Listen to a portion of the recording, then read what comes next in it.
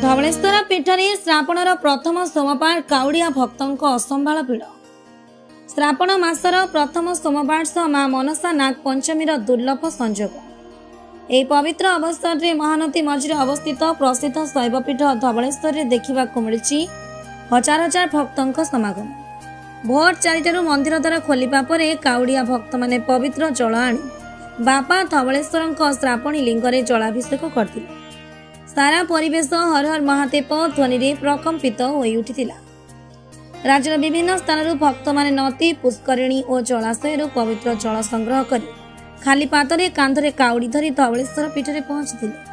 आज बाबा प्रिय बड़ सिंहार बेश होइथिबारु दर्शन पई लंबा धाड़ी लागिथिला। भक्त मानक विश्वास बाबा धवलेश्वर दर्शन और जलाभिषेक कले समस्त मनोकामना पूर्ण हुए।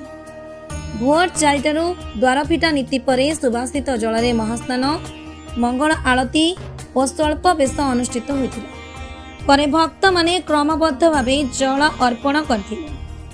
मध्याह्न अन्न डालमा खेचुड़ी और क्षीर सह शंखुड़ी भोग लगी हेब। संध्यारे द्वितीय स्थान बेश और संध्या आलती पर राति दही पखाल भोग अर्पण कराजिबो। महानदी मझिरे अवस्थित यह ऐतिहासिक पीठरे भक्तों सुरक्षा पई प्रशासन पक्षर कड़ा सुरक्षा व्यवस्था करा जायछि। विभिन्न घाटरे ओड्राफ अग्निशम बाहिनी और पुलिस मुतयन रहिछन्ति। मंदिर परिसर में ब्यारिकेड स्वतंत्र दर्शन व्यवस्था और भीड़ नियंत्रण पई समस्त प्रकार व्यवस्था करा जायछि। भक्ति और आध्यात्मिकता आस्थार एक अपूर्व दृश्य आज धवलेश्वर पीठरे देखिबाकू मिलिछि। आठगड़रू महेश्वर बेहेरा रिपोर्ट, ढेंकानाल न्यूज ओडिशा। धवलेश्वर पूजक श्री कृतिकंठपत्री आज हूँ देवदेव महादेव बाबा धवलेश्वर पीठ एवं चलित वर्षर श्रावण मासर प्रथम सोमवार एवं मनसा नागमाता पंचमी निश्चित गोटे सौभाग्यर कथा। यही दिन को श्रद्धालु भक्त मैंने चाह बसती श्रावण मास पड़ो एवं सोमवार लंगल पदरे समस्त गाँव पोखरी नदी पुष्करिणी जल धरी कांधरे भार धरी बाबा धवलेश्वर पीठ को छुट्टी आसती जल अर्पण करने। निश्चित गोटे सौभाग्यर कथा।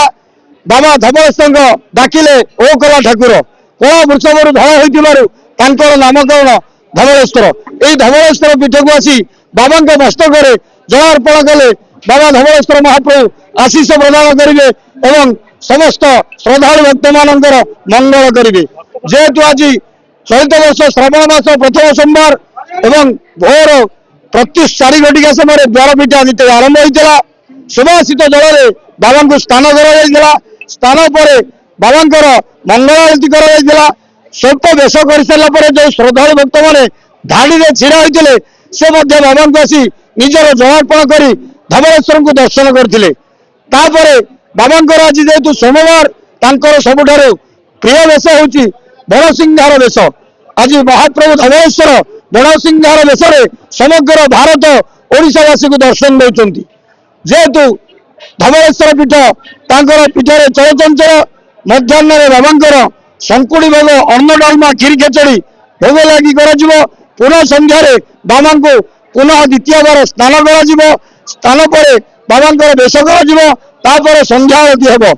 पुनः रात्रे बाबा शयन पूर्व प्रत्येक दिन भाई दही पखाल भोग लगी कर निश्चित ए अलौकिक पीठ को आसी चारिपटे महानदी भूगर्भ बाबा धवलेश्वर विराजमान करछन्ति।